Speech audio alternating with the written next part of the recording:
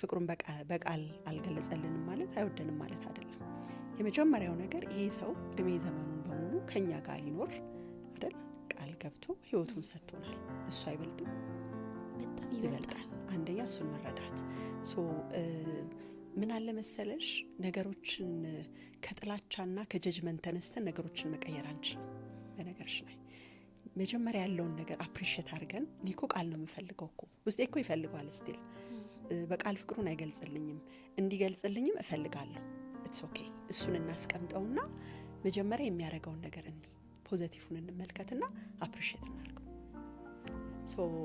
አፕሪሺየት መደረግ ደግሞ በባህሪው ሁሌ የምንለው ነገር አለ። ሳይኮሎጂካሊ ያየነው ነገር የተመለከትነው ነገር እየገዘፈ ይሄዳል። እውነት ነው። መልካም ነገርን ባየን ቁጥር ሰዎችን አፕሪሺየት ባደረግን ቁጥር ያንን ነገር እያበዙት ነው የሚሄዱት።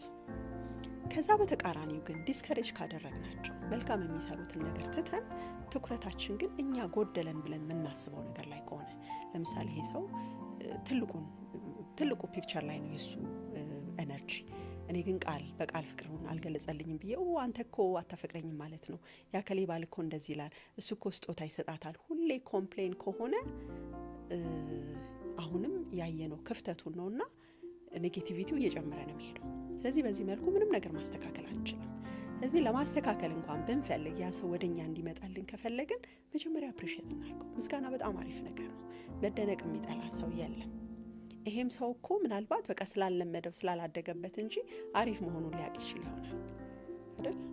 ስለዚህ ያለውን መጀመሪያ ፖዚቲቭን እየካብን እያመሰገንን እያደነቅን ይሄንን ነገር ደግሞ እንደምንፈልግ በጎን ብናሳየው በጣም አሪፍ ነው። ካልሆነም ግን ኢትስ ኦኬ በቃ አንዳንድ ደግሞ የማይቀየሩ ነገሮች አሉ አይደል?